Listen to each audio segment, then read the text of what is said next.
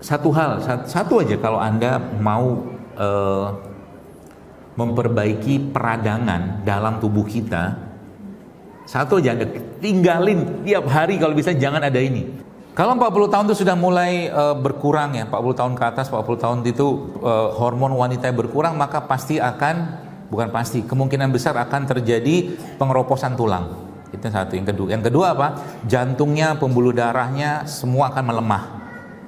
Ya, ada sehingganya. Bagaimana cara supaya itu tidak terlalu cepat atau kita bisa slowing down? Kita perlama gitu.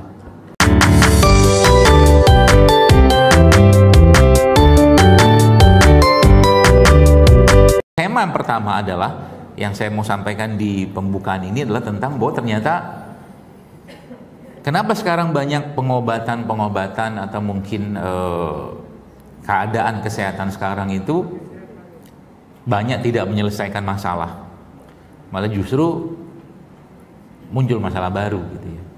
Kalau menurut saya dalam hasil tadabbur saya, kita tuh salah mendefinisikan manusia, bukan kita. Keadaan peradaban saat itu mendefinisikan manusianya itu sudah salah gitu loh. Mendefinisikan manusia itu salah. Bahwa manusia itu bukan sosok fisik gitu loh. Kita tuh bukan sosok fisik saja. Ada hal-hal di dalam diri kita ini yang mereka semua itu, katakanlah makhluk-makhluk itu atau hal-hal itu tuh juga tidak lepas peran dan pengaruhnya dari kita secara fisik. Contoh. Kalau bab tentang kesehatan dalam syariat, dalam agama Islam atau dalam Al-Quran ataupun dalam apa yang disampaikan Nabi SAW, maka kesehatan itu bukan dimulai dari luar ke dalam, tapi dari dalam ke luar. Sudah mulai bingung? Nah, saya jelasin, nggak apa-apa. Kalau saya bikin bingung jamaah sekalian, berarti saya nggak memudahkan gitu kan? Ngapain? Ilmu itu harus memudahkan. Konsepnya gitu. Jadi gini, konsep kesehatan dalam Islam itu bukan outside to inside, tapi inside to outside. Itu pertama.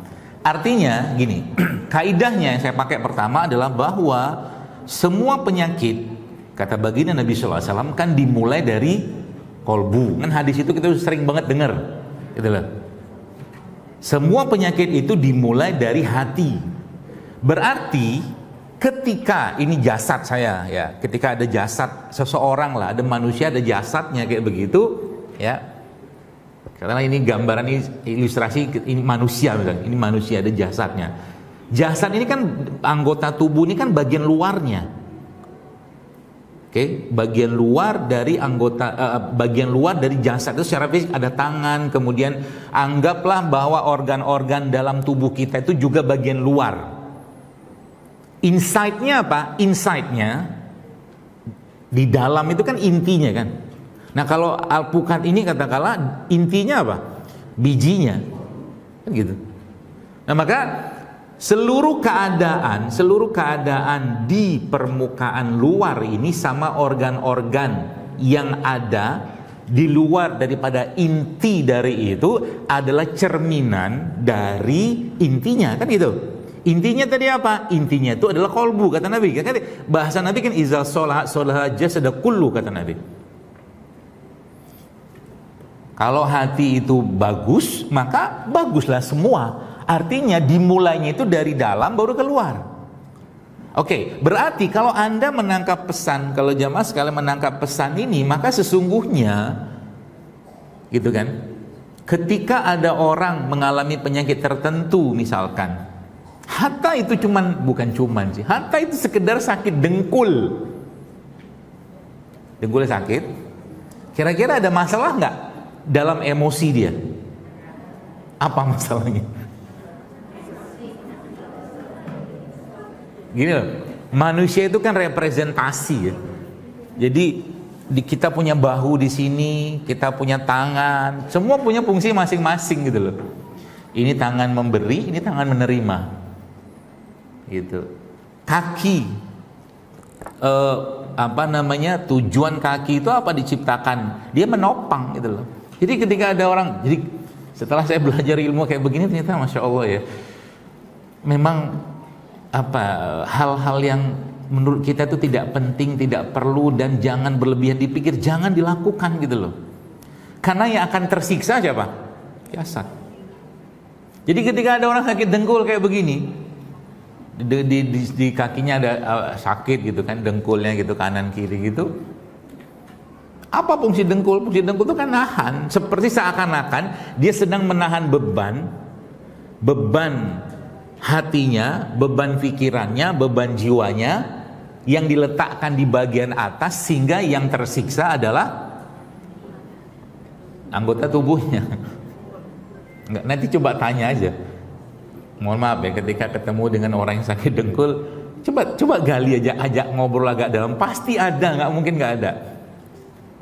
Cuman dia akan bilang begini, dia akan bilang, saya itu begini awalnya karena jatuh itu cuma pemicunya aja. Kenapa jatuh? Artinya, kalau ini diterjemahkan dalam bahasa yang lebih mudah lagi, ada orang nih tiap hari makan gorengan, makan tepung, makan gula pasir, makan apa segala macam. Sebenarnya tujuan dia makan itu apa?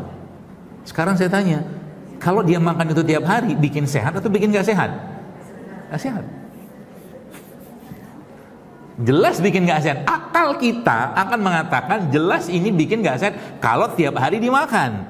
Pagi makan, siang makan, sore makan, malam pun makan. Nasi katakanlah, tiap hari makan nasi berlebihan. Bukan gak boleh makan nasi. Akalnya udah ngomong ini gak sehat gitu loh. Tapi karena ada sesuatu yang berkaitan sama jiwanya, yang sebenarnya itu apa yang dia makan tadi itu menjadi tempat pelampiasan dia untuk merasakan atau mendapatkan apa yang dia tidak dapatkan dari jiwa itu, maka dia makan itu. Jadi makanan fisik seseorang itu adalah cerminan jiwanya. Makanan fisik. Jadi kalau zaman sekarang ini kan jajanan di mana-mana kan berlimpah ruah. Bahan bakunya apa? Satu, tepung. Dengan berbagai macam nama. Itu satu. Yang kedua, mereka butuh manis. Kebanyakan jajanan dijual manis semua. Jadi nggak mau lagi orang tuh untuk merasakan pahit. Padahal pahit itu dibutuhkan nggak? Pahit itu dibutuhkan. Di balik itu semua, kecenderungan makanan seseorang, makanan fisik seseorang itu ada jiwa yang sedang meminta diberikan makanan di situ. Makanya manusia itu kan ada jasad kita, ada akalnya kita, ada jiwanya kita. Ini semua satu paket, nggak bisa pisah-pisah, gitu loh. Ketika ada orang terlalu berlebihan menggunakan rasa, maka akan mentok. Percayalah, kalau Anda atau seseorang terlalu berlebihan menggunakan rasa, nanti akan kena batunya. Maksudnya kena batunya apa? Gini, kalau orang atau dalam Al-Quran, orang-orang yang melakukan ya mungkin zina, pembunuhan segala macam, kalau digunakan hukum syar'i di situ, hudud gitu ya, maka kan ada yang dipenggal, pancung, dicambuk segala macam. Apakah Allah menyuruh kita untuk tidak melihat itu? Justru malah Allah nyuruh kita untuk melihat itu. Jadi orang-orang yang diberikan hukuman syariat itu disuruh Allah untuk dilihat, meskipun hati kita nggak kuat. Gunanya apa? Untuk meningkatkan iman kita. Kata Allah gitu. Itu iman atau itu rasa. Jadi jangan terlalu banyak pakai rasa kalau mau hidupnya tenang. Itu yang pertama. Yang akalnya gimana? Kebanyakan pakai akal juga nggak sehat. Contoh nih, mau turun berat badan, tiap hari timbang, misal, yang ada turun nggak? Malah selera makan makin naik. Kenapa selera makan makin naik? Karena stres itu butuh karbohidrat. Percayalah. Stres itu butuh karbohidrat untuk mengakomodir stresnya. Ya, stres itu butuh karbohidrat. Karena yang paling cepat memberikan kekuatan atau tenaga itu karbohidrat. ya apa, gula, madu, seperti itulah. Terus ada iman di situ. Nah, tiga-tiganya ini harus seimbang dia. Yang paling susah diatur yang mana? Yang jiwa atau hati itu paling susah diatur itu. Paling susah diatur. Sampai Nabi saja, Nabi SAW saja, salah satu doa yang Rasulullah itu ajarkan kepada kita, yang harus sering-sering kita baca, ya muqallibal qulub, itu kan tentang itu. Ya musarrifal qulub, sarif qulubana la ta'atik, itu seperti itu. Karena memang paling nggak bisa diatur dia. Suka-sukanya dia aja. Dan di situ nanti ada hawa nafsu pula. Jadi kalau mau latihan, nih gini, contoh ya. Saya ngajak Bapak Ibu jamaah sekalian berlatih, kan ada otot itu kan ada otot bicep, ada otot tricep, otot apa gitu kan. Itu kalau mau gede ototnya harus dilatih. Ya, sama juga dengan otot-otot dalam bentuk non fisik seperti otot ikhlas, otot sabar, otot tawadu, itu harus dilatih. Bagaimana cara latihannya? Oh, banyak caranya. Contoh paling gampang ini. Siang nanti ya, tiba-tiba Anda kepikiran pengen makan gado-gado. Misalnya begitu. Tiba-tiba Anda kepikiran pengen makan gado-gado. Kalau kita mau nyenengin hawa nafsu kita, makan aja. Tapi kalau mau bikin otot sabar agak sedikit gede, jangan makan. Minum air putih aja. Minum air putih atau makan apa kayak, pokoknya selisihilah ini resepnya. Kalau mau otot-otot itu besar, otot sabar, otot ikhlas, otot husnuzon besar, selisihilah hawa nafsunya kita. Selisihilah hawa nafsu. Itu obat paling mujarab. Jadi dia pengen apa, gak usah kasih. Apakah kita akhirnya nggak pengen, nanti ketika nggak ada kepengenan apa yang kita inginkan tadi itu baru kita makan. Nggak kepengen makan rujak, udah makan aja. Gitu loh. Nggak kepengen makan gado-gado, makan aja. Tapi jangan berlebihan. Baru dia akan nyerah nanti. Ini orang nggak bisa saya kendalikan, nah gitu loh bahasanya. Soalnya kalau nggak, apa yang terjadi apa? Yang terjadi setiap keinginan, kalau setiap keinginan itu dipenuhi dan setiap apapun yang kau lihat itu kau makan, kata Umar, maka itulah rakus. Gitu. Setiap apapun yang kau inginkan lalu kau beli, itulah namanya tamak. Gitu. Maka caranya gimana? Selisihin dia. Selisihin. Paling mudah. Contoh begini. Kunyit, minum kunyit kayak begini di zaman sekarang ini bukannya gampang loh. Ya, bukan gampangnya, maksud saya apa? Ya, dari sekian banyak orang yang mau minum kunyit, ya, dari sekian banyak orang yang punya baik sangka sama kunyit, kayaknya lebih banyak yang buruk sangka daripada yang mau, iya kan, daripada orang yang mau minum kunyit. Padahal, ini saya spill sedikit. Ini ya, masya Allah ya, kunyit ini bapak sekalian, salah satu tumbuhan yang Allah ciptakan yang dia punya kapasitas bagus sekali untuk ngikat logam berat. Ngikat logam berat. Saya kan nggak makan besi, Pak. Saya kan nggak makan baja. Banyak sekali logam berat yang beredar di sekitar kita tuh, yang sadar tidak sadar kita makan. Contoh, siapa yang pagi ini sudah makan plastik? Nggak ada kan?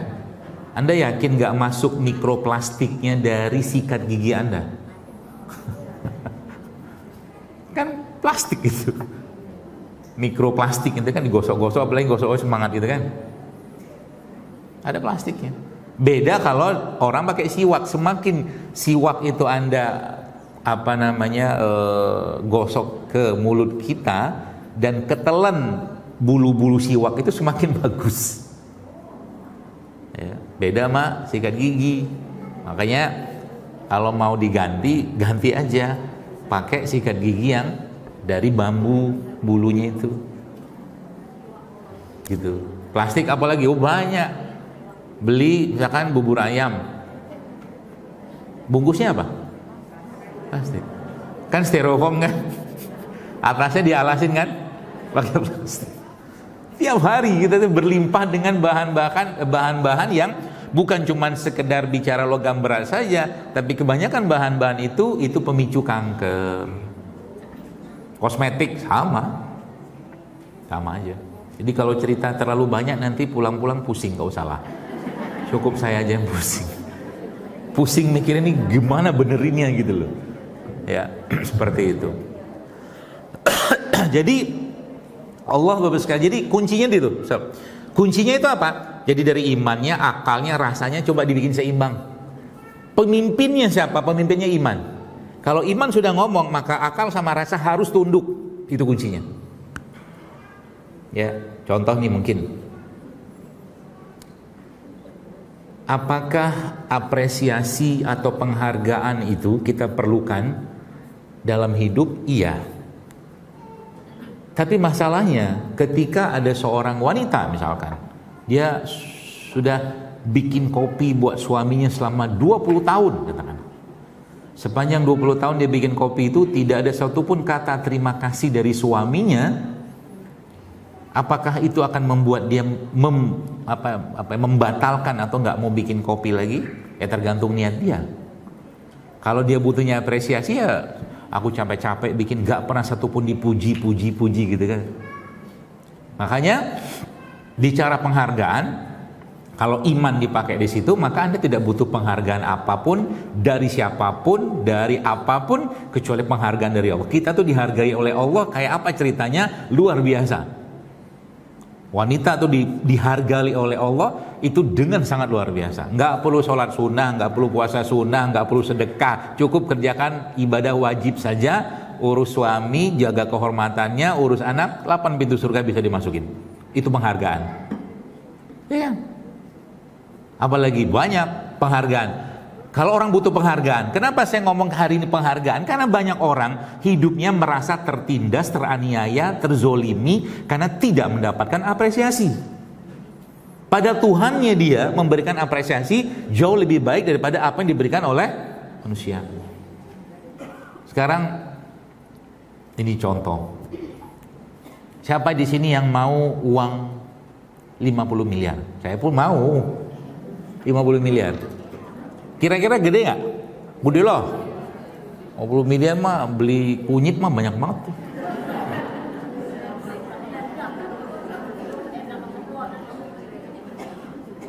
Sekarang saya tanya, ini pertanyaan ini sebenarnya pertanyaan yang membuat Anda akan mikir. Hadisnya Nabi SAW jelaskan bahwa sholat sunnah qobliyah fajar atau qobliyah subuh itu lebih baik daripada dunia dan segala. Kira-kira kalau lebih baik daripada dunia dan segala isinya itu nilainya lebih besar daripada 50 miliar atau lebih kecil? Bukan lebih besar, gak bisa dinilai. Bisa dinilai lah.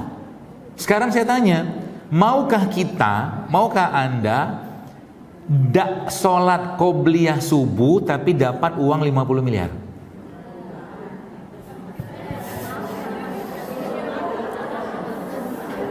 Mau nggak? Mau lah kan? Hawa nafsu kita pasti kan ada sholat subuhnya kan gitu kan? Jangan soleh-soleh banget lah gitu loh. Bahasa kita gitu kan? Kan ada sholat subuhnya. Qobliyah kita ganti sama 50 M gitu kan? Kita nggak sholat, toh nanti bisa sholat subuh. Artinya sholat subuh berapa nilainya? Nggak bisa dibandingkan dengan sholat qobliyahnya. Ya. Gitu. Sehingga apa? Ya, sehingga mungkin bagi orang-orang yang merasa bahwa ya lebih baik, misal ya, ini ilustrasi saja, ada apa-apa ambil 50 miliar itu, karena dia nggak ngerti berharganya 2 rakaat itu gitu loh. Nggak ngerti, imannya nggak memberikan kekuatan di situ. Sehingga apa? Dalam bab tentang penyakit juga, kalau kita bahas tentang penyakit, kadang-kadang kita tuh lupa bahwa Allah itu yang menyembuhkan, Allah yang memberikan penyakit, Allah juga menyembuhkan, dan setiap penyakit pasti ada obatnya. Artinya bab tentang akidah atau tauhid kalau dipakai pada kaidah-kaidah pengobatan, maka yang terjadi apa? Kita tidak akan pernah bergantung dari siapapun atau apapun dalam mengobati satu penyakit yang kita gantungkan kembali pada Allah saja. Masalahnya apa? Ketika tadi ilustrasi 50 miliar itu aja kita pakai, yang terjadi apa? Ya bukan kita lah, ada orang lah gitu ya. Oke, saya ambil mobilnya. Yang terjadi apa? Kira-kira kalau orang begini sakit lalu dia membacakan Al-Fatihah untuk orang yang sebulan, mohon maaf tadi, menggadaikan 50 miliar untuk tidak sholat qobliyah subuh, Al-Fatihahnya ngefek nggak? Kemungkinan nggak. Itu maksud saya. Jadi sebenarnya kalau kita bicara tentang keimanan kayak begini, harusnya Al-Fatihah saja itu bisa ngobati. Harusnya. Tapi masalahnya apa? Iman kita banyak tergerus oleh akal dan hawa nafsu. Orang-orang zaman dulu ngobatin sakitnya pakai Al-Fatihah. Kita nggak bisa. Bahkan cukup dengan kata Bismillah saja sudah cukup untuk ngobatin penyakit. Nggak bisa kita. Kenapa? Karena iman di situ tumpang tindih sama hawa nafsu, sama akal segala macam. Ini sebenarnya musibah. Musibah loh. Quran itu obat, jelas. Quran itu syifa. Sudah jelas-jelas Allah sebutkan bahwa Al-Quran itu obat, Al-Quran itu syifa. Jelas. 4 kali dimention kata syifa dalam Al-Quran, 3-nya itu Quran, 1-nya itu cuma madu. 1. 3-nya loh. Artinya apa? Al-Quran itu kayak, bahasa saya itu aplikasi jiwanya kita gitu loh. Butuhnya apa? Quran nyiapkan. Artinya apa? Kalau bab tentang awal tadi saya sampaikan, berarti seluruh keadaan, seluruh kejadian di tubuh kita ini berupa masalah-masalah fisik kita, ya mungkin dengan sebutan penyakit ini, penyakit itu segala macam. Percayalah di situ ada emosi-emosi yang menggunung, ada perasaan-perasaan yang tersumbat, ada jiwa-jiwa yang tersumbat, yang tidak diselesaikan, dan dia tidak tahu cara menyelesaikannya kayak apa. Padahal Al-Quran memberikan jawabannya. Ya, penyakit yang paling saya banyak dapatkan dan saya pelajari berkaitan dengan manusia ini tidak lepas dari urusan ya emosi tadi, dendam, sombong, ya nggak merasa dihargai, seterusnya. Atau orang-orang yang hidupnya itu merasa tidak dicintai. Itu penyakit loh. Ya makanya tiap-tiap kita ini punya, kalau yang kemarin sempat baca di tulisan saya di Instagram itu, saya bilang selain kita membawa genetik fisik berupa mata dari kakek nenek kita, bapak ibu kita, leluhur kita, telinga kita, postur badan kita, percayalah bahwa kita juga mewarisi genetik emosional. Genetik emosional. Artinya apa? Ada keluarga nih, keluarga satu, di atasnya ada 2 keluarga lagi misalkan, keluarga sebelumnya 1, 2, 3, 1, 2, 3, ada itu semuanya jantung. Kok nggak mikir kita ada apa di balik itu? Diabetes. Kecenderungan mereka makan makanan tertentu yang itu menjadi tempat menyalahkannya, itu kan tidak lepas dari jiwa. Kan sudah tahu itu nggak sehat. Contohnya begini, gimana ya? Ada orang, ini juga saya kasih ilustrasinya begini. Ada orang tiap hari makan buah, makan sayur gitu ya. Sebulan mungkin salad lah mungkin ya gitu ya. Terus ada orang satu lagi, tiap hari itu makan yang nggak sehat. Nggak usah saya sebutkan lah makan yang nggak sehat itu apa, kita udah tahu semua. itu lagi kan. Pertanyaan saya sekarang, kalau jantungnya mau sehat, pembuluh darahnya mau lentur, aliran darahnya mau lancar, makan yang salad-salatan ini atau makan yang ini?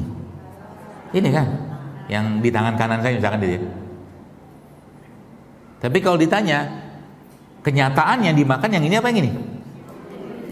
Yang kiri kan? Sekarang saya tanya, kenapa dia mau makan yang kiri? Jawabannya saya tahu, enak. Iya kan? Goreng lah apa segala macam. Itu ya, kalau ibu-ibu sekalian, satu aja kalau Anda mau memperbaiki peradangan dalam tubuh kita, satu aja Anda tinggalin tiap hari kalau bisa, jangan ada ini. Semua yang digoreng menggunakan minyak goreng, Anda stop. Itu radangnya akan kurang, turun drastis luar biasa. Semua yang menggunakan yang digoreng itu Anda stop. Ganti dengan apa? Kukus, rebus, atau di oven dipanggang kan bisa. Karena orang-orang itu nyebutnya rancid oil, minyak yang teroksidasi itu bukan jahatnya minta ampun gitu, ya. Tuh. Nah, pertanyaan sekarang, ini kan ada di sini. Ini kenapa makan yang sebelah kiri? Dia bilang enak.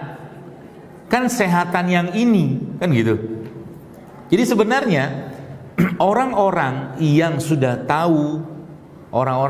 tahu, bahwa yang sebelah kiri ini katakanlah nggak baik, nggak sehat, masih terus dia makan itu, apa yang sedang dia pertahankan? Lebih spesifiknya apa? Kerasnya hati dia. Paham ya? Dia sudah tahu kok nggak sehat. Yang dia makan itu adalah cara dia memfasilitasi jiwanya dia, yang dia ingin menunjukkan sikap kerasnya dia. Sehingga yang terjadi apa? Kalau orang kayak begini terus menerus kayak begini, apakah pembuluh darahnya akan lentur atau keras? Keras. Kan begitu polanya itu. Artinya kalau dia mau pembuluh darahnya lentur, yang pertama kali dia harus lakukan, apakah makan yang sebelah kanan ini? Makan sebelah kanan atau enggak? Enggak. Lenturin hatinya dulu. Ini kan asbab. Jadi orang sudah lentur hatinya pasti akan makan ini gitu loh. Cara ngelenturin hati itu gimana? Banyak-banyak maafin orang. Jangan ngotot sama sikap kita. Itu cara melentur. Pokoknya aku sampai kiamat gak bakal aku maafin itu orang. Itu gambaran orang yang hatinya keras. Coba aja cek yang dia makan apa. Bukan mustahil, tapi besar kemungkinannya bukan yang kanan tadi. Bukan, percayalah. Dia makan yang dia makan itu kita sebut dengan apa? Emotional eating.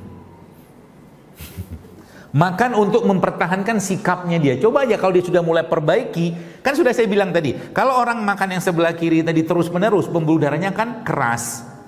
Gara-gara apa? Gara-gara dia ingin mempertahankan kerasnya hatinya, sikapnya dia, gak mau maafin orang. Efeknya adalah mungkin aliran darah gak lancar, kaki sakit, apa sakit, segala macam. Sehingga yang pertama kali dikerjakan bukan ini dulu juga sebenarnya. Yang di dalamnya itu dibenerin, lenturin hatinya dulu gitu loh. Maafin orang, terima pendapat orang, jangan suka menang sendiri, jangan suka merasa paling benar. Itu barulah nanti jiwanya itu sudah lentur, sudah oke. Ini nanti boleh nggak dia makan? Boleh, tapi sudah tahu akal dia sudah benar, sehingga dia tahu nggak apa-apa makan, tapi jangan sering-sering. Paham ya? Mulai kita memahami diri kita. Jadi tiap hari orang makan roti aja.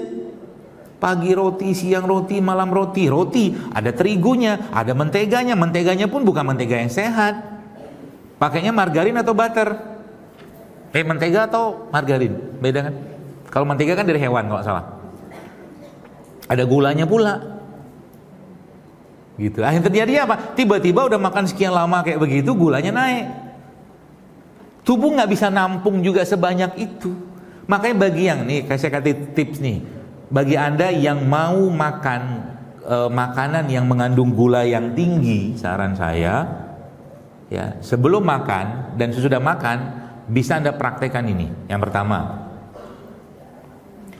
kan makanan saya begini, apa tuh? Tepung lah misalkan, tepung atau gula pasir. Makanan yang ada tepung ada gula pasir itu namanya apa? Contohnya roti, paling gampang roti. Nah, ada tepung dan gula pasir. Makan itu gula darah naik nggak? Pasti naik, pasti naik. Dan naiknya itu bikin kelabakan pankreasnya kita. Sehingga salah satu cara untuk mencegah atau menjaga agar habis makan itu, katakanlah pengen tetap makan itu supaya gula darahnya nggak naik, maka apa yang harus Anda kerjakan? Anda minum cuka. cuka apel, cuka madu, cuka nanas. Ya, air kayak begini nih. Masukin cuka, entah 1 sendok atau berapa sendok gitu kan, secukupnya aja. Minum itu sebelum Anda makan yang itu. Sehingga nanti apa? Tubuh nggak terlalu berat untuk menghadapi lonjakan gula. Itu yang pertama. Yang kedua apa? Kalau tetap pengen makan itu, makan sayur dulu. Ya, terutama kalau masih suka makan nasi. Ya, makan sayurnya dulu. Kalau saya mungkin bisa dihitung jari makan nasi. Karbonya dari mana? Banyak. Saya kadang beli ubi, beli apa gitu. Gitu. Itu yang kedua. Jadi kalaupun mau makan itu supaya, karena gula darah naik atau gula darah yang ngelesat itu lama-lama bikin apa? Ke pankreas. Lama-lama bikin pankreasnya soak. Pankreas itu hormon yang menghasilkan insulin. Nah, saya ajarin lagi. Biar mau olahraga. Gini. Pankreas itu bisa soaka, bisa. Bahasa umum, bahasa dalam ilmiahnya namanya resistensi insulin. Itu bahasa umum, bahasa ilmiahnya. Resistensi itu kayak apa? Pankreasnya atau insulinnya ada, tapi dia tidak bisa memasukkan gula ke dalam sel.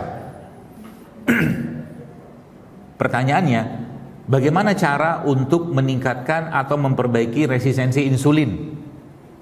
Banyak. Ya. Paling gampang puasa. Paling gampang. Yang kedua apa? Nah, ilustrasinya begini. Kalau Bapak Ibu yang pernah ke Jepang, di Jepang itu pagi-pagi ada namanya petugas pengatur penumpang.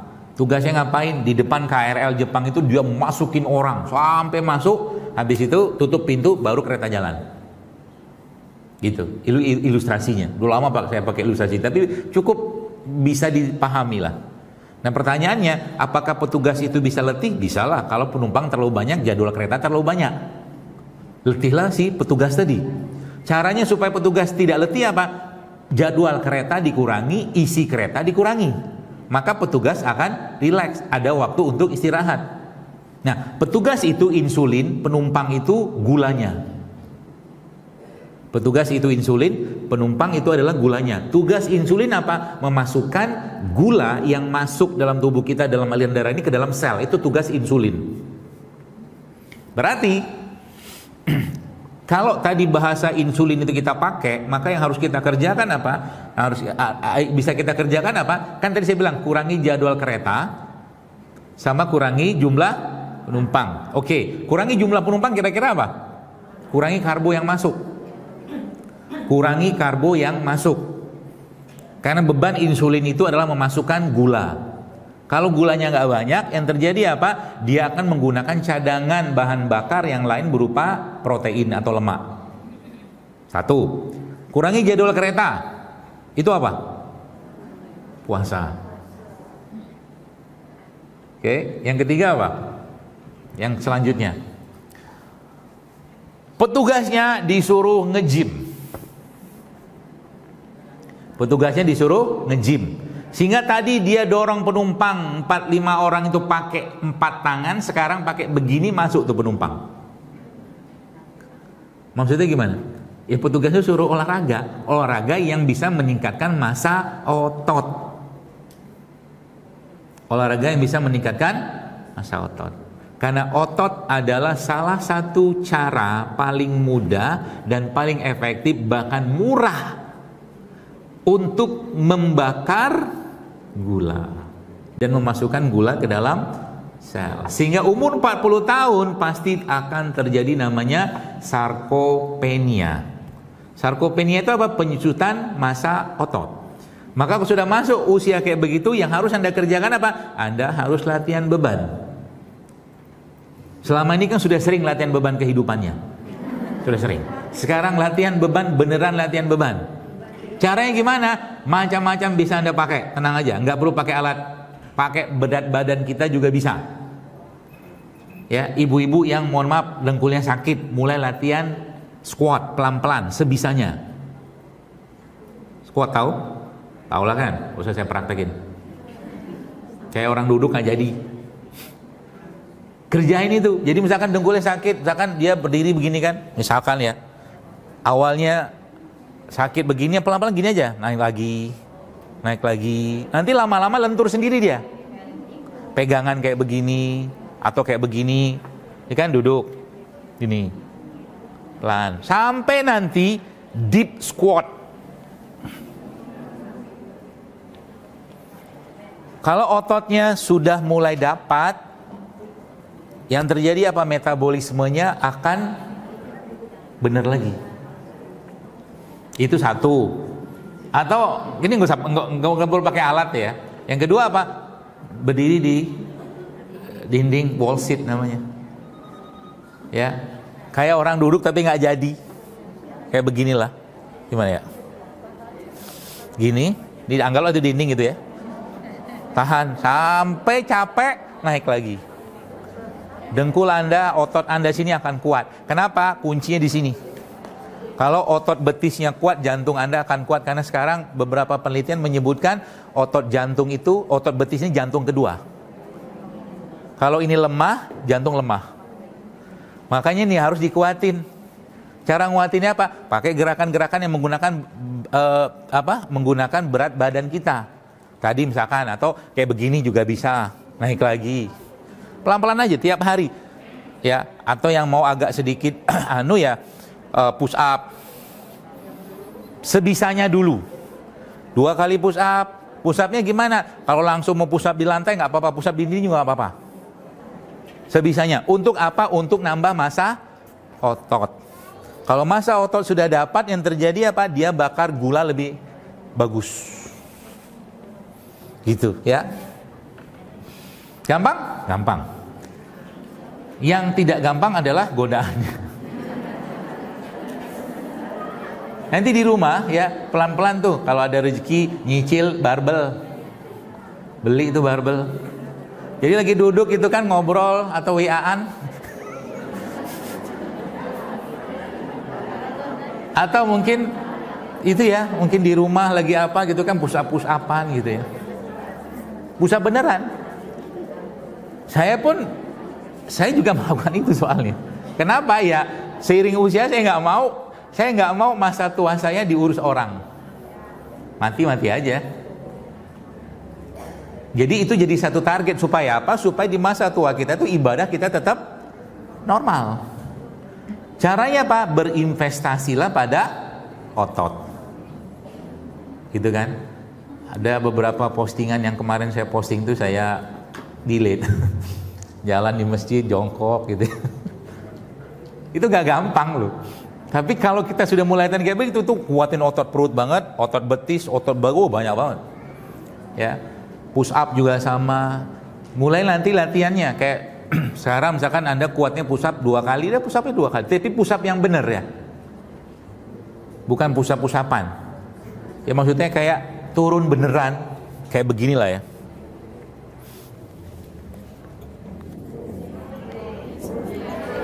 Gitu.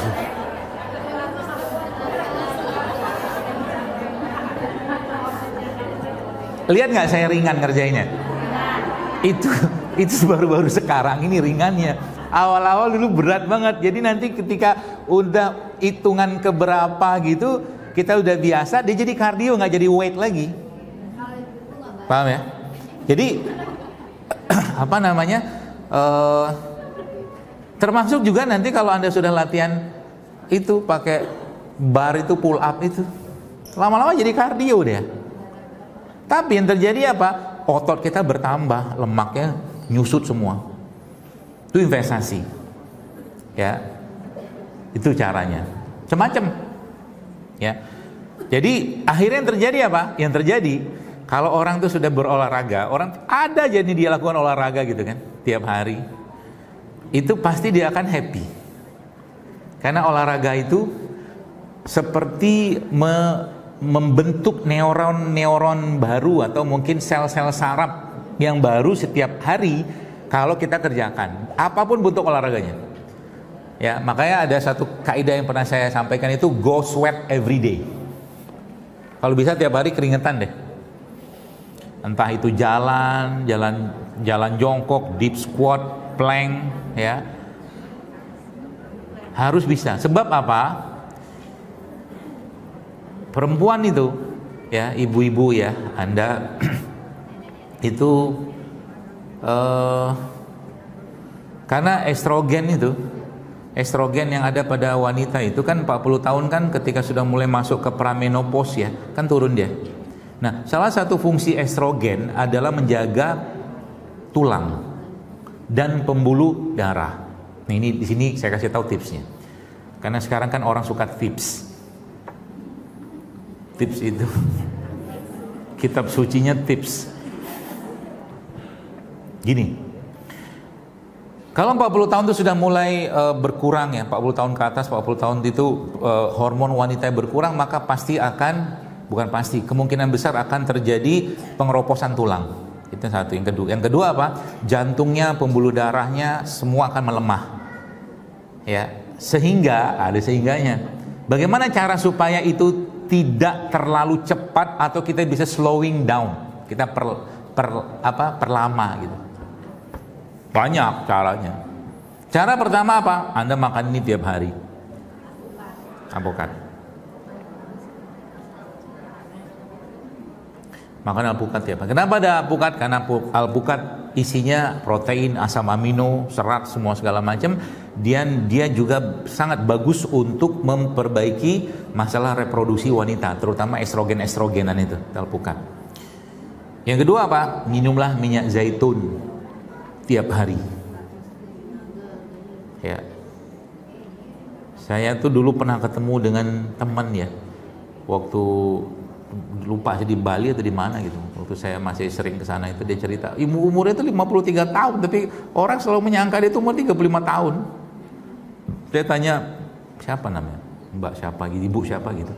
Rahasianya cuma satu, dia tiap hari itu hampir 5 sendok makan minyak zaitun dia makan. Tapi minyak zaitun yang benar ya. Cari minyak zaitun yang benar. Jangan sampai minum minyak zaitun yang buat pijet. Bukan itu.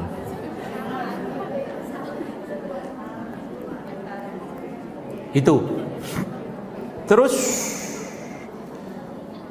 apalagi? Anda harus berjemur. Berjemur adalah salah satu cara yang paling mudah untuk memperbaiki mood dan bahkan hormon kita, terutama hormon-hormon yang berhubungan sama reproduksi. Berjemur. Gitu. Apalagi? Ini. Siapa yang hari-harinya suka makan enzim? Lupa.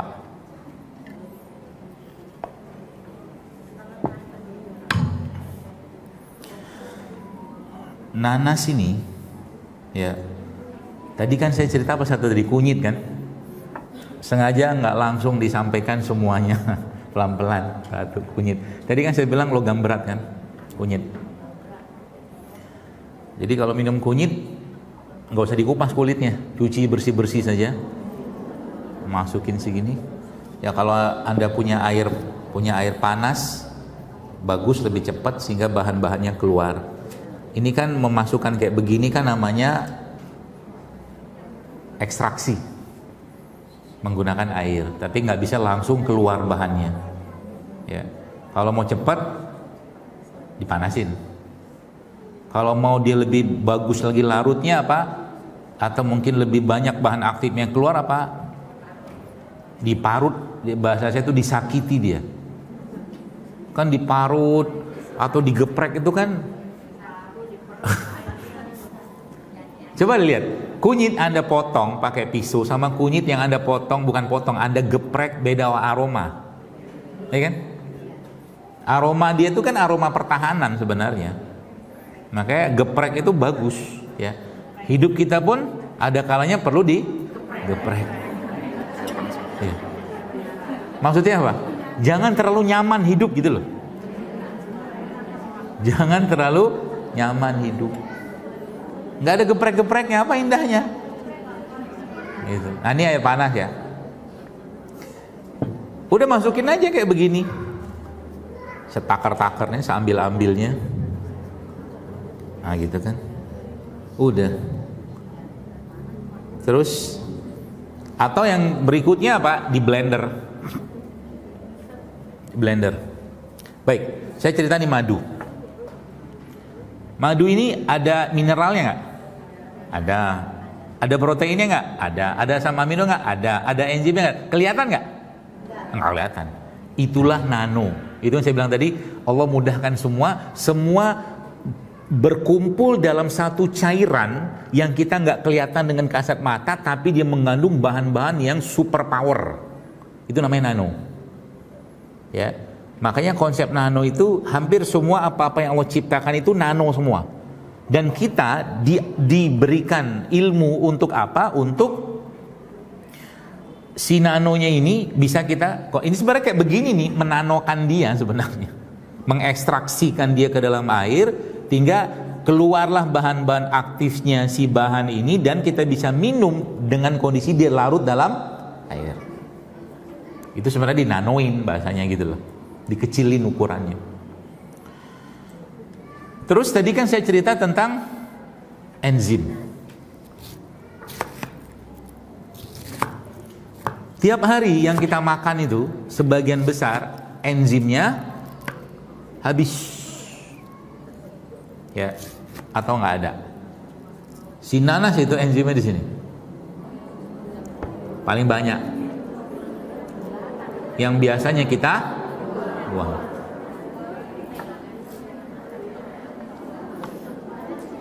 Jadi penyebab banyak orang sekarang sakit itu salah satunya kalau pakai teori enzim ya, adalah dia yang dia makan tiap hari itu nggak ada enzim-enzimnya. Inti selnya juga nggak ada. Nanas ini kata guru saya, dia katakan ada 40% inti selnya. Dalam kondisi nanasnya masih utuh, masih asli, nggak diapa-apain. Ketika nanas ini di jus, dibungkus, dikemas segala macam, masuk ke toko segala macam, habis semua sudah inti selnya. Dimakan adalah gula dan pengawet. Kenapa pentingnya kita makan sesuatu itu tanpa diolah? Karena dalam sesuatu yang tidak diolah itu masih banyak inti selnya. Inti sel itu kita perlukan tiap hari. Jadi Anda bayangin jajanan pinggir jalan ada inti selnya nggak? Mana ada inti selnya? Ada enzimnya nggak? Ada. Terus yang dimakan apa? Itulah. Hasilnya apa? Hasilnya jadilah generasi-generasi yang rapuh. Itu. Hujan sedikit demam, panas sedikit batuk pilek. Gitu. Gak siap dengan tantangan. Kalau bahasanya tuh ya generasi, bukan generasi rohilah. Rohilah itu yang tahan banting gitu loh. Tahan banting itu kayak apa? Ya kayak begini. Makanya saya tuh seneng banget kalau ngelihat anak saya mandi hujan, main becek-becek. Itulah salah satu cara untuk menguatkan imunnya dia. Suruh kalau perlu nyemplung ke sawah itu loh, sawah, ke kolam, berkenalan dengan bakteri gitu loh. Salah satunya ini nanas. Diapain? Ya dimakan, jangan di jus lagi nih ya. Jadi mulai sekarang kalau mau makan buah jangan di jus kalau saran saya. Sebab kalau di jus apa yang terjadi? Gulanya naik. Ya, kalau buah itu di jus gulanya akan naik. Makan aja. Kasih garam sedikit. Coba aja makan ini, nanti coba ya makan ya. Kalau yang nggak puasa ya makan ini, kasih garam sedikit, coba BAB-nya lancar banget. Modal ini doang. Gitu. Kalau saya biasanya sering saya tambahkan macam-macam. Ya. Kayak begini. Jadi di rumah tuh saya nanas itu adalah memori masa lalu saya. Karena waktu kecil saya suka makan nanas. Jadi sampai sekarang pun saya ngupas nanas kayak begini saya bisa. Dia punya apa tuh? Durinya apa nih? Matanya itu saya bisa kupas. Coba suruh anak-anak sekarang ngupas nanas, gak bisa. Itu skill. Makanya saya bilang sama bapak ibu jamaah sekalian, jangan tinggalkan skill buat anak. Betul, apalagi zaman sekarang. Ya memang wanita tidak dituntut untuk masak. No, Cina itu sekarang semua anak-anak SD-nya diajarin life skill, masak, nyuci, ngepel, SD loh. Karena itu life skill. Tanpa ada life skill dia nggak bisa bertahan nanti. Ya, sekarang banyak anak nggak bisa main layangan loh. Nggak bisa. Main layangan kok nggak bisa gitu loh. Itu life skill. Jadi permainan-permainan ketangkasan itu di luar handphone cukuplah handphone. Sabtu Ahad saja, atau kalau perlu nggak usah handphonan. Suruh dia main beneran, jatuh-jatuh lah kau. Main sepeda, naik kuda. Kemarin saya lihat ada anak saya cerita, ada anak umur 7 tahun ikut lomba kuda. 7 tahun. Kudanya tiba-tiba ngangkat kakinya, jatuh untuk anak. Kayak kalau saya sebagai bapak seneng saya. Seneng saya. Makanya anak saya itu kan dia latihan kuda tuh. Ah udah, sekarang kalau sudah jatuh dari kuda ketawa dia. Dulu meringis. Kalau udah kemarin terakhir jatuhnya cukup sampai mukanya masuk pasir semua kayak itu.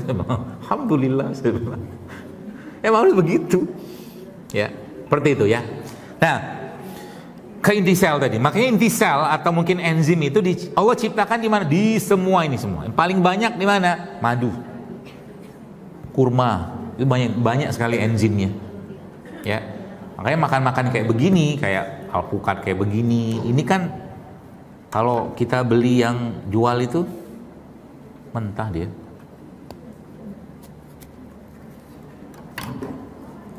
Gini doang, dimakan. Kasih madu, kasih garam sedikit, sudah selesai. Campurin madu sedikit, kalau nggak usah pakai madu sama sekali.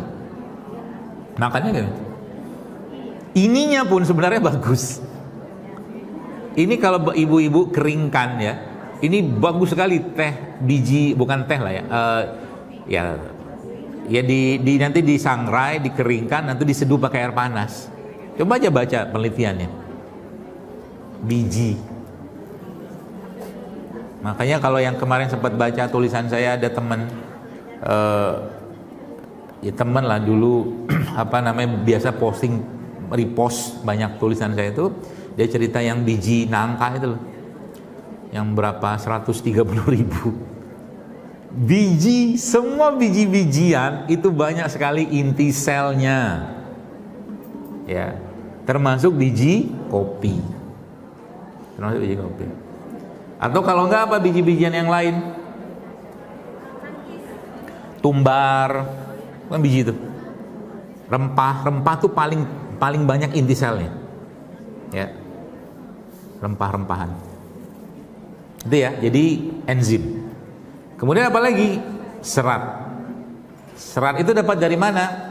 Nah, kalau gini, kalau tadi ya, percayalah sama saya, kalau kita sudah mulai melenturkan hati, menata hati, makanan kita pasti akan benar. Percayalah. Adakah itunya cheat-cheatnya? Harus ada lah. Itu kebahagiaan hidup itu, cheatnya itu. Cheat itu maksudnya curi-curinya. Dokter makannya sehat banget nggak? Enggak sehat-sehat banget. Adalah 20% saya kadang nakal. Beli bubur ayam. Saya beli bubur ayam. Sebelum beli bubur ayam, saya beli telur ayam kampungnya dulu. Di tempat jualan bubur kacang hijau itu. Telur ayam kampungnya saya beli kadang 3 atau 5. Saya masukin lada, tapi nggak mau pakai garam, karena garam putih, garam refinasi. Jadi saya sudah menikmati hidup kayak begitu gitu loh. Kayak orang pikir, kok ribet banget hidup? Enggak sih, buat saya udah nyaman. Gitu loh. Terus saya bilang sama dia, Bang, Mas beli bubur ayam, nggak usah pakai nasi, nggak usah pakai buburnya, nggak usah pakai ayamnya, nggak usah pakai cakwe-nya. Isinya daun bawang, daun seledri ya, daun apa itu? Ya, daun itulah, daun seledri, daun bawang itu sama kuahnya, kasih sambal, sama kasih kacang dikit. Saya makan sama telur. Badan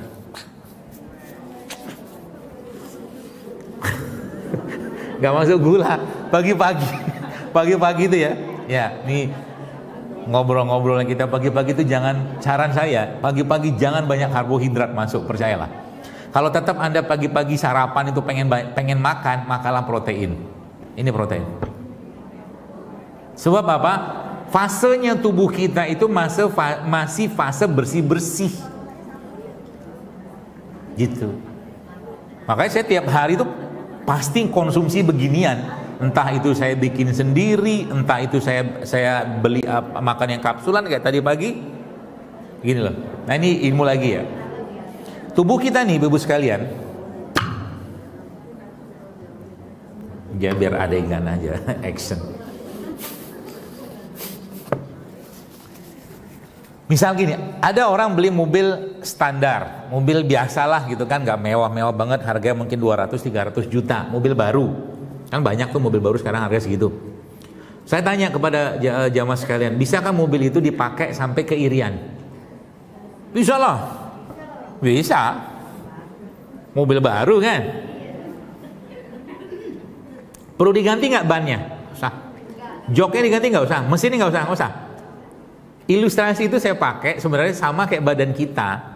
Badan kita itu, Anda kasih fitur standar aja, makan yang benar, jangan berlebihan, yang toyib, itu bisa dipakai sampai 60-70 tahun. Gitu. Tapi kalau sama badannya itu nggak dirawat, nggak dijaga, nggak diservis gitu ya, yang terjadi apa? 40 tahun, 30 tahun, sudah ada yang kena diabetes zaman sekarang gitu kan, 30 tahun sudah stroke. Jadi akhirnya nggak mencapai angka 60-70 tahun, emang karena usianya umat Muhammad SAW kan segitu kan, gitu. Berarti caranya kalau saya pengen mobil yang 300 juta tadi misalnya, itu saya bikin nyaman, gimana? Banyak, joknya saya ganti, kemudian bannya saya beli yang mahal, AC-nya saya tambahkan. Apalagi sound systemnya buat dengerin Quran dan segala macam, kajian kita gede, kita bagusin. Dalam interiornya semua kita ganti. Itulah mereka ini. Paham maksudnya? Contoh nih.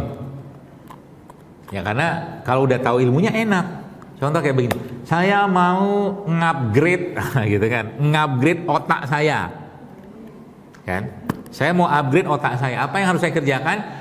Saya ngerti otak. Otak itu dia butuhnya omega 3, dia butuh lemak, dia butuhnya segala macam. Saya pakai chia seed misalkan. Itu upgrade. Berarti tanpa ini bisa nggak kita mengupgrade otak kita? Ada.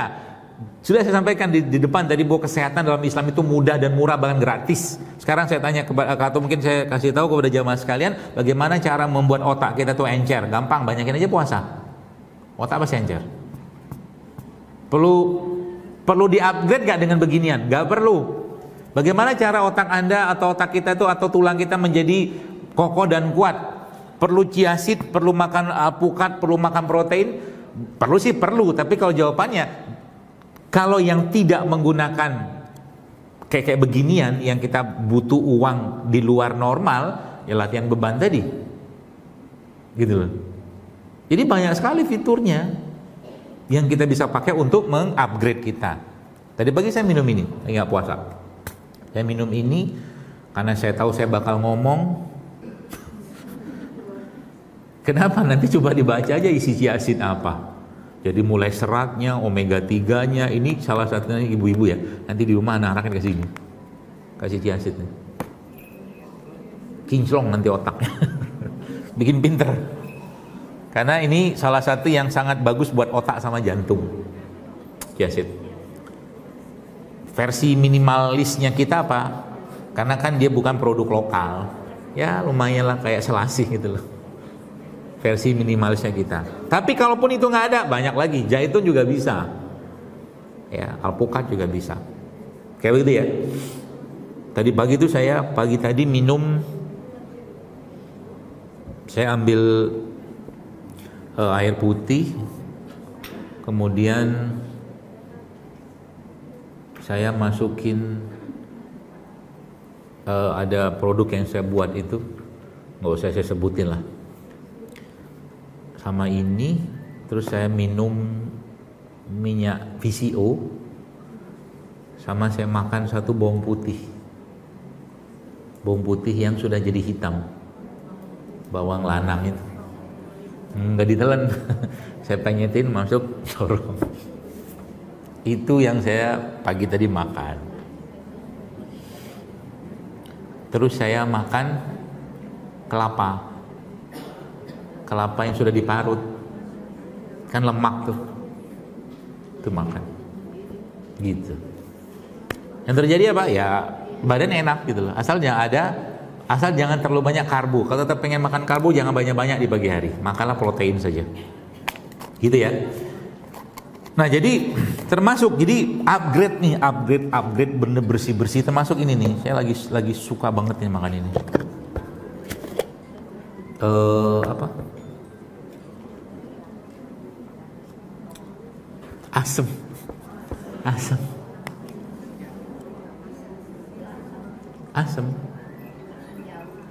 Jawa.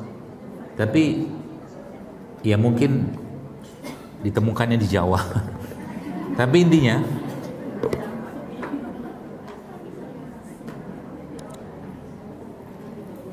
ini ya, salah satu tumbuhan yang pertama dia seratnya tinggi banget, kemudian dia buat bersih liver juga bagus. Kalau kita kan biasa campur sama kunyit asam gitu kan.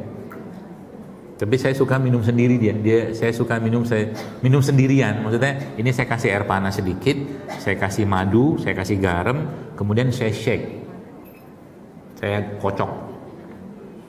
Rasanya lebih ajaib. Nanti coba di rumah. Ini kalau ada shakernya saya cobain. Emang ada shakernya. Gitu ya.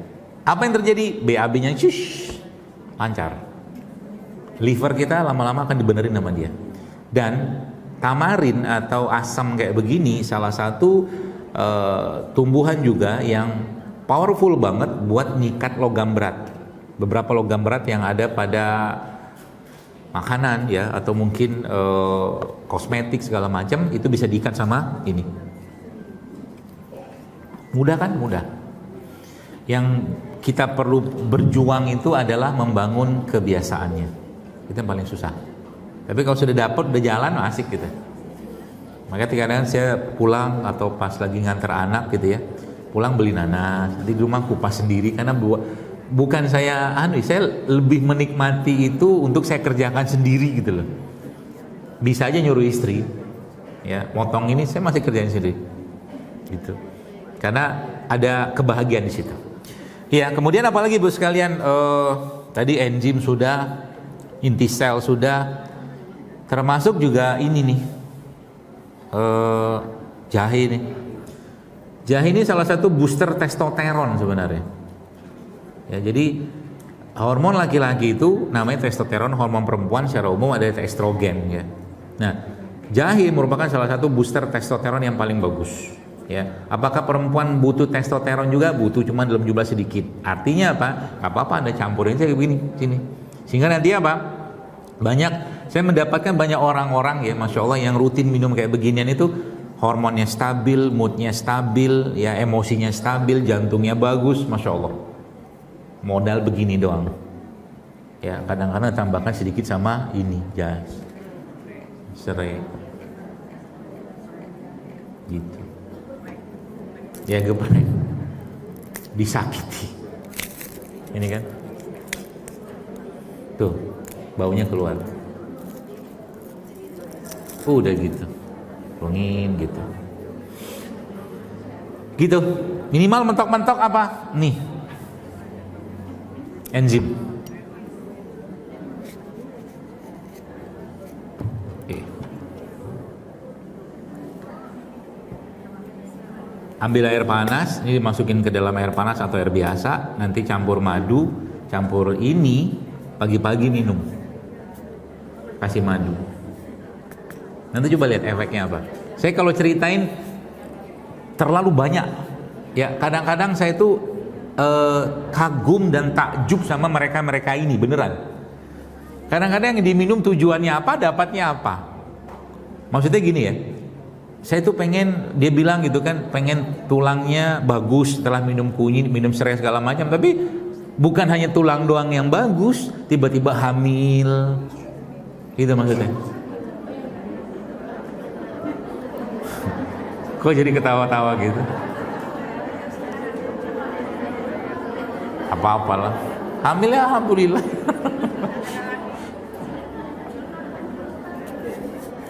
Ya, itu paling gampang. Jadi mentok-mentok misalkan di rumah gitu ya. Malasnya minta ampun. Lagi nggak mood segala macam, udah ini aja, ini madu, kasih jeruk ini, kasih garam, udah cukup. Pagi-pagi itu sebelum ngapa-ngapain badannya diisi dengan enzim. Kalau saya kebiasaan saya pagi-pagi, misalkan malam bangun gitu ya, yang saya pertama kali kerjakan minum. Saya pernah tanya kepada seorang dokter gigi, profesor di Surabaya, sahabat saya itu, dia menemukan disertasi doktoral tentang siwak. Dia cerita, apakah benar langkah yang saya lakukan ini, kata saya. Jadi pagi-pagi itu ketika bangun tidur, yang saya kerjakan setelah ya doa segala macam, saya minum air. Udah bagus banget, karena lagi banyak-banyaknya enzim di sini. Jadi lagi bangun tidur itu ambil air ya, minum, biar masuk semua ke dalam. Terus bersiwak atau sikat gigi, gitu. Jadi mentok-mentoknya ini, atau bukan mentok sih, ya ini kasih madu, kasih jeruk, kasih lemon, jeruk lemon, atau mungkin kasih garam. Pagi-pagi itu sebelum ada makanan apapun masuk, coba mereka dulu nih yang masuk. Itu aja pesannya. Nanti lihat apa yang terjadi. Ya, banyak sekali keajaiban yang terjadi pada mereka ini gitu ya. Gitu. Kemudian yang terakhir sebagai penutup, habis itu kita tanya jawab aja. Ada bakteri. Anda tiap hari makan atau minumlah bakteri yang sehat tiap hari. Cara paling gampang dapatkan bakteri dari mana? Dari makanan fermentasi. Tempe, miso, tauco, semua yang fermentasi tiap hari makan. Tape benar. Gitu. Kemudian probiotik. Cuka itu termasuk ya? Cuka. Mau cuka apel, cuka nanas, cuka madu, apa aja? Cuka. Atau probiotik sekalian. Tiap hari makan itu. Terutama pagi hari. Sebelum makan apa-apa. Nanti malam mau tidur juga lakukan hal yang sama. Ya, minum kayak begini. Kalau saya sekarang senangnya nggak dikasih apa-apa, tawar aja kayak begini. Ya, sehingga tahu rasa aslinya dan tidak bikin gula darah juga naik. Meskipun kalau madu, kurma segala macam, ya tetap akan ada kenaikan gula darah, tapi tidak se ekstrim kalau orang makan gula pasir. Saya lihat relatif aman lah, ya seperti itu. Jadi bakteri, gampang. Buat bersih badannya tiap bulan, caranya gimana? Dibekam. Bekam tuh cara kerjanya kayak apa? Kayak mesin cuci darah. Cara kerja bekam itu kayak mesin cuci darah. Mekanismenya ya, saya dapatkan kalimat ini dari salah satu teman saya juga yang meneliti tentang bekam. Dia seorang dokter. Kayak mesin cuci darah. Yang paling luar biasa dari bekam apa? Nah, ini saya ceritain sedikit. Biar kita punya kepedean dengan pengobatan syariat. Jadi gini. Kalau di depan masjid ini misalkan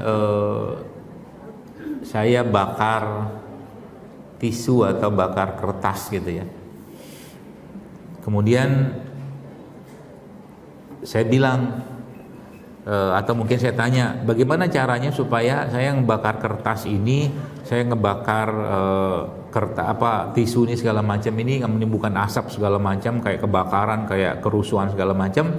Bagaimana caranya supaya pasukan-pasukan khususnya, misalkan TNI atau polisi datang ke sini? Ya kan normalnya kan nggak mungkin, cuman kertas doang dibakar gitu loh. Caranya bisa, asal ada orang yang ngomong gitu kan, memviralkan, ngembosin nggak jelas, ini ada kerusuhan, teroris, misal kayak gitu. Bisa. Lama-lama nanti pasukan khususnya datang. Nah, pertanyaan saya atau mungkin ilustrasi tadi itu sebenarnya saya pakai juga di dalam urusan perbekaman. Gini. Ya ngapain pasukan khusus datang untuk sekedar ngurusin kertas sama tisu kebakar kayak begini, kan nggak ada guna. Urusan mereka jauh lebih banyak gitu. Nah, tapi menariknya apa? Kalau kita bicara dalam tubuh kita ini, Bapak-Ibu sekalian, jamaah sekalian, ada namanya sel imun umum. Ada sel imun umum, ada sel imun khusus. Nah, kalau bahasa saya itu imun umum ini yang pasukan biasa. Oke. Imun yang khusus ini pasukan khususnya. Ada natural killer cell, NK cell, ada T cell, macam-macam nama itu kan. Yang pasukan umumnya apa? Ada leukosit, makropas, segala macam itu pasukan umumnya. Nah, bekam itu, proses pembekaman itu menghasilkan satu kondisi di mana tubuh kita itu mengeluarkan bahkan pasukan yang biasanya keluar kalau orang itu kena HIV. Paham ya? Orang penyakit-penyakit berat itu pasti pasukan imunnya yang akan dikeluarkan oleh tubuh itu pasukan khusus di luar pasukan umum. Nah, bekam itu mengeluarkan pasukan khusus dengan proses pembekaman tadi itu. Gratis nggak? Boleh bilang gratis lah gitu kan? Ngeluarin pasukan kayak begitu tuh bukan mudah sebenarnya. Seseorang itu kalau mau sel imun khususnya itu keluar, dia harus berada pada kondisi yang sangat-sangat berat penyakitnya. Lah kita nggak sakit kok dibekam, tapi tiba-tiba keluar pasukan khusus ya, Masya Allah kan, menang banyak kita gitu loh. Makanya salah satu yang membuat bekam itu bisa kayak begitu memang karena ada tentunya pengeluaran darahnya yang pertama, yang kedua pengeluaran darah itu ilustrasinya kayak kertas dibakar tadi itu loh. Tuh. Yang kedua apa? Penyedotan yang berulang dari bekam itu. Makanya kalau lagi bekam gak usah terlalu sering disayat atau ditusuknya, tapi yang lebih sering disedotnya. Gambarannya kayak begini. Ini mungkin kulit ya, kan disayat tuh, apa ditusuk. Sekali aja. Sekali momen gitu kan, dengan mungkin 10-15 kali tusukan gitu kan, terserah yang pembekamnya. Nah habis itu dikop, kopnya ini diulang-ulang, buka kop lagi, buka kop lagi, buka kop lagi gitu. Itulah yang nanti akan mengeluarkan pasukan-pasukan khususnya kita. Nah gitu. Di mana bisa dibekam? Hampir semua bagian tubuh kita bisa dibekam, kecuali di beberapa bagian-bagian memang tidak disarankan. Ya, kayak di daerah limfe itu di sini, orang sarankan di sini. Tapi yang expert kadang-kadang dihajar aja sama mereka. Yang udah jago bekam, ilmu bekam udah luar biasa, kayak begitu. Udah, makanya kadang-kadang saya lihat protokol kesehatan dalam Islam itu tuh, Masya Allah ya.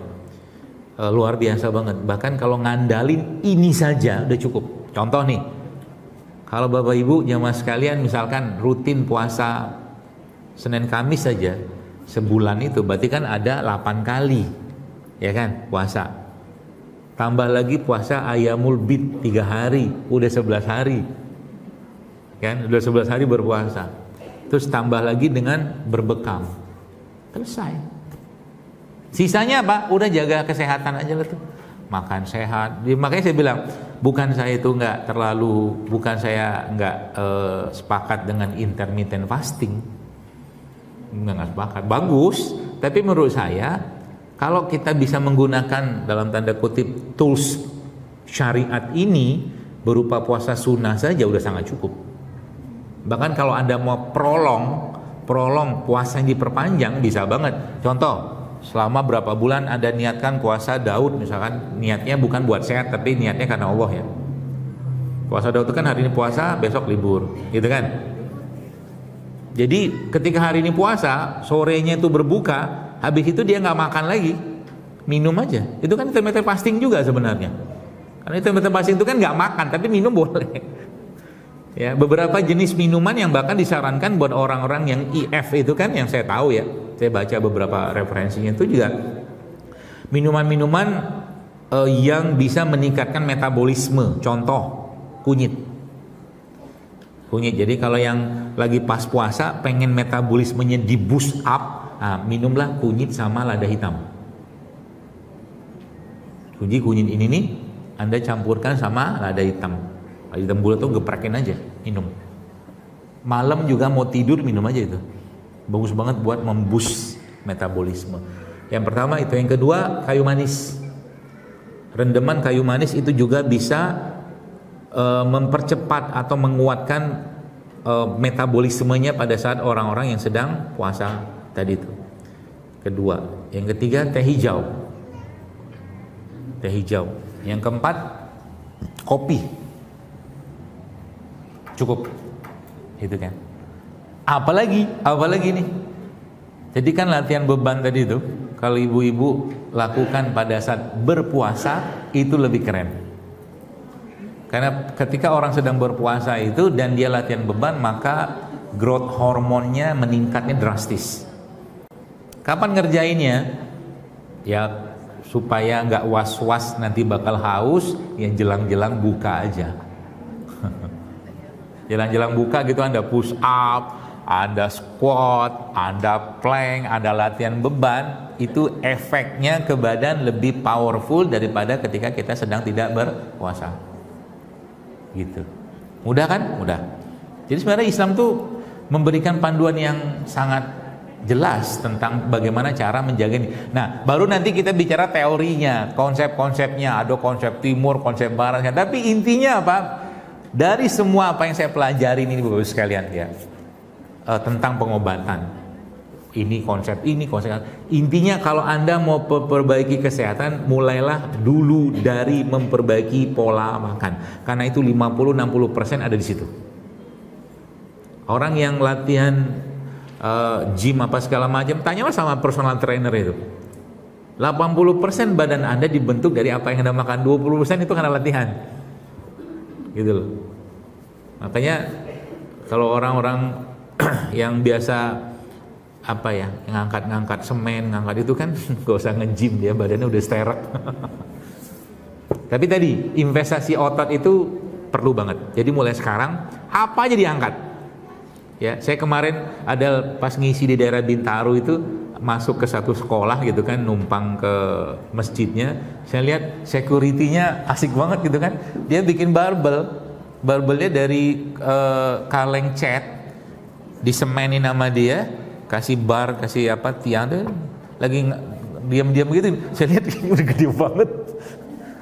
Itu investasi buat masa tua, otot, percayalah. Ya, jadi mulai tiap hari ini jangan nggak ada gerak, ya. Terutama yang mungkin sudah mulai agak-agak sakit gitu ya, tulangnya, sendi segala macam. Saya kira mungkin itu yang bisa saya sampaikan. Kalau ada yang bisa didiskusikan, mari kita diskusikan. Tadi sudah saya jelaskan di awal ya, kalau ibu mungkin mudah-mudahan sempat atau dengar ya, bahwa jasad ini kan hanyalah efek dari hati ya. Nah, anak mungkin atau mungkin orang tua ya, itu ya sebenarnya tadi kalau pembahasan tentang ini mau saya jawab secara emosional apa fisik aja? Kalau saya jawab fisik aja selesai, 5 menit kelar. Kalau jawab pakai emosional, maka urusan autoimuan itu dari lagi-lagi apa yang saya pahami dan pelajari itu tidak lepas dari urusan perfeksionis. Orangnya nggak bisa terima kalau nggak sesuai dengan SOP-nya dia. Nah itu dari mana dapatnya kan? Dapatnya dari orang tua, ya. Jadi ini bukan aib, bukan apa, bukan. Ya namanya manusia pasti ada kurang-kurangnya lah, nggak masalah. Sehingga Bab pertama, jadi perfeksionis itu gini, contohnya gini ya. Ada orang kalau ngelihat misalkan tempat tidurnya itu spraynya itu ada lipatan sedikit, dia nggak bisa terima itu. Gambarnya begitulah perfeksionis tuh. Contoh mungkin dia lagi hamil tuh. Kalau lagi hamil saya harus makan vitamin A, B, C. Satu nggak makan, cemas dia. Itu perfeksionis. Gitulah kurang lebih gambarannya. Sehingga semua tuh akhirnya membuat dia punya sikap namanya autoprotect. Autoprotect itu dia akan melindungi. Sikapnya itu untuk jangan sampai itu terlanggar. Ya. Nah, makanya satu hal yang perlu dilakukan pertama kali ya, bahasa saya tadi di awal itu mulai dilenturin hatinya. Nggak semua itu harus sesuai dengan SOP, ya. Bisa jadi kita harus, ya misalkan kalau bagi makan ada nasi, ada daging, ada telur, ada misalkan kayak begitu kan, ada sayur, ada sambal, alhamdulillah makan. Kalau nggak ada nasi sama sambal doang, makan aja. Kalau nggak ada nasi sama sambal, cuma nasi doang, makan aja nasi doang. Kalau nggak ada nasi juga, puasa aja, gitu. Hidup tuh dibikin lentur, fleksibel, ya, itu. Yang pertama, yang kedua, banyak penyebab atau pemicu dari perautoimuan ini, mereka sering sebutnya namanya leaky gut. Leaky gut itu usus yang bocor. Bukan bocor seperti halnya kita membayangkan balon itu, bukan. Jadi gini lah, usus kita tuh intak begini, intak nih utuh ya. Dia tuh membatasi ibarat kata bagian dalam jeroan kita itu untuk tidak masuk ke bagian luar, ke darah. Ini gambaran umumnya begitulah. Terus dia bisa renggang. Ya, renggang. Renggang ini gara-gara apa? Banyaknya minta ampun. Paling gampang nyalahinnya ya adalah gluten. Paling gampang. Paling gampang nyalahinnya gluten. Gitu. Berikutnya apa? Ya logam berat. Berikutnya apa? Tadi minyak goreng itu. Dia bisa bikin renggang dan radang dia. Gitu kan. Berikutnya apa lagi? Emosi mah jelas. Tepung atau gula olahan. Itu bikin dia, nanti coba di browsing aja leaky gut. Tulisannya itu LEAKY spasi GUT. Gut itu usus. Leaky gut, usus bocor. Nanti coba lihat. Banyak sekali. Hampir yang kita makan tiap hari bikin leaky gut. Cuman kita nih ya karena orang-orang edisi lama ya. Edisi lama tuh relatif lebih tangguh. Ya 30-40 tahun ya. Nah, tapi anak-anak sekarang enggak bisa. Makanya kan kalau ada orang dulu bisa makan telur, sekarang nggak bisa makan telur, terus alergi, itu something wrong dengan gutnya dia, ususnya. Pasti ada something wrong, ada yang nggak beres. Oke? Terus apa yang harus dilakukan untuk memperbaiki itu? Yang jelas itu semua harus di stop. Makanan olahan apa segala macam itu harus di stop. Itu yang pertama. Yang kedua apa? Banyakin serat. Semua jenis serat-seratan asuplah tiap hari. Ya. Sumber serat itu apa? Ya banyak. Buah, sayur, ini pun serat sebenarnya, ini kan serat. Banyak seratnya juga, ada serat-seratnya juga. Ya. Atau makanan-makanan kayak begini yang penuh dengan enzim, itu juga serat, ya. Atau diperbaiki juga dengan menggunakan air kelapa. Air kelapa. Jadi air kelapanya itu nanti beli masih dalam batoknya itu, buka bagian atasnya, masukin madu, aduk-aduk bentar, tunggu 10 menit baru diminum. Itu bagus buat usus, bersih-bersih usus. Itu yang kesekian. Kemudian yang berikutnya apa? Yang bisa dipakai untuk memperbaiki orang autoimun itu habatus sauda bisa. Itu sama ini nih, serai.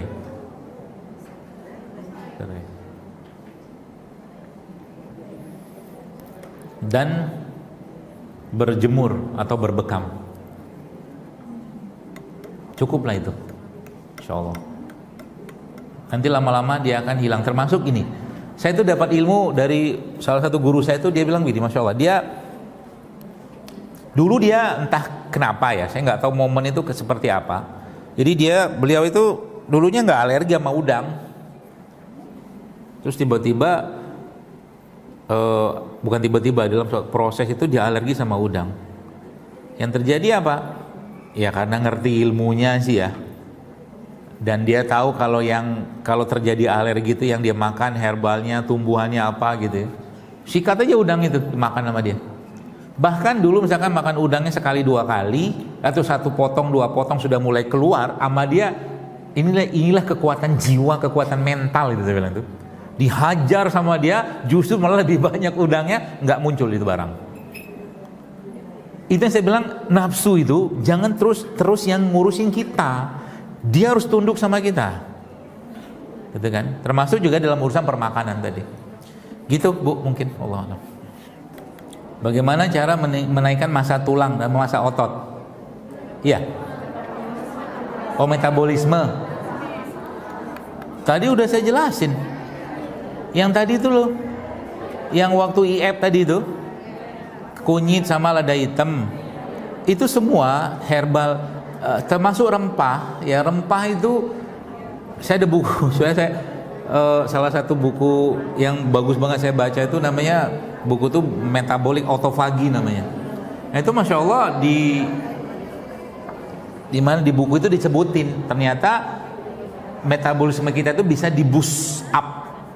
Ya, salah satunya dan salah beberapanya dari yang tadi saya sampaikan tadi. Kopi itu bisa. Kopi itu salah satu booster metabolisme paling bagus. Asal jangan banyak-banyak. Kopi apa? Bukan kopi saset. Yang saya maksud kopi adalah biji kopi, Anda giling, Anda minum kopinya, itu.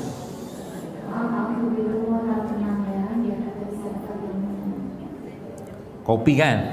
Kemudian tadi kunyit sama ada hitam, itu booster metabolisme itu. Itu yang kedua. Yang ketiga apa? Rempah. Ini kan rimpang. Ya, nanti apa beda rimpang sama rempah? Baca aja lah di internet. Ini rimpang. Kalau rempah itu apa? Ya tadi kayu manis, pala, ketumbar, semua rimpang itu booster metabolisme dan sangat powerful dalam meningkatkan massa tulang, massa otot sama metabolisme, bahkan reproduksi. Tahu negara yang paling banyak penduduknya apa? India. Makan apa dia? Makan masalah, nggak pakai H.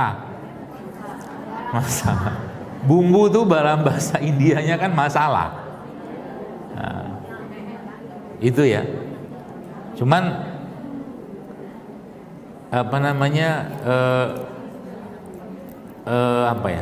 tergelincirnya kalau ngebahas tentang pola makan yang ono di sana itu ya, mereka kebanyakan karbo kan, gen tepung gen tepung banget kan, seperti itu booster ya. Nah, buat metabolisme yang paling bukan paling, berikutnya apa? Workout, exercise itu, olahraga itu booster metabolisme yang sangat bagus, apalagi bermain di perototan. Saya nggak tahu olahraga yang tadi Ibu sampaikan tadi, meskipun saya masih agak-agak apalah ya. Ya karena sebenarnya nggak masalah sih, cuman yang saya tahu saya yoga itu bagian dari budaya Hindu sebenarnya. Aslinya kan dipakai para pendeta-pendeta. Ya makanya kalau ibu-ibu lihat, nanti saya ngomong begini nanti pasti akan dicecer para penggemar yoga. Makanya saya malas ngomong. Cuma masalahnya beberapa istilah-istilah gerakan dalam gerakan yoga itu tuh gerakan upacara mereka. Itu masalahnya. Coba aja lihat, kaki begini nanti begitu tuh. Coba aja lihat. Nah kita tuh Muslim nggak boleh gitu soalnya.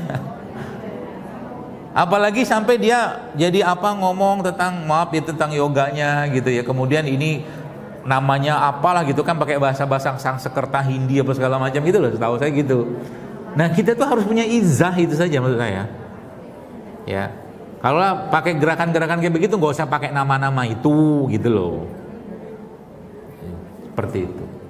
Makanya itu. Sama bapak-bapak, ini juga ibu-ibu mulai sekarang jangan serius-serius banget ya. Tapi mulai sekarang jangan lagi olahraga bulu tangkis. Itu nggak bagus. Oh, marah kan? Nanti kan dipotong video saya ini kan. Ini joke. Karena bulu tangkis itu nggak bagus, jelek dia. Karena badminton.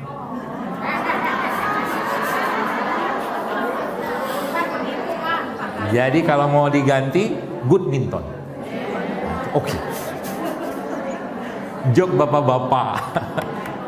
Nah, terus yang buat tulangnya, ini juga bisa nih, ibu-ibu ya yang ada masalah pertulangan itu, minum ini tiap hari. Tulang Anda, jantung Anda, lambung Anda akan sehat, bahkan otak pun akan sehat, insya Allah. Minum apa? Minum kaldu tulang. Beli aja di pasar Kowis, baca pasar gitu kan, beli tulang, nah gitu, tulang kambing, tulang sapi, ceker ayam, belilah 2 kilo gitu kan, 2 kilo misalnya, masukin dalam air, ya mungkin 1 kilo tuh takarannya mungkin 1 liter 2 liter lah, masukinlah bumbu-bumbu di situ, rempah semua segala macam masukin. Idealnya kalau mau dia keluar kolagennya dalam jumlah optimal, maka direbus pakai api kecil selama 16 jam. The best. Itu Masya Allah, keluar semua kolagennya itu, tapi api kecil ya, api kecil aja. Insya Allah nggak ngabisin gas kok. Kalau nggak pakai kayu bakarnya saya lihat. Itu kolagennya keluar semua, kulit Anda akan kinclong, akan menguat lagi, kemudian segala macam. Nanti dalam airnya tadi itu akan keluar kayak minyak itu bukan lemak, itu kolagen. Oke, tulang semua, Masya Allah powerful. HB Anda ya termasuk juga akan naik, Insya Allah. Diminum berapa air? Kalau itu ideal 16 jam.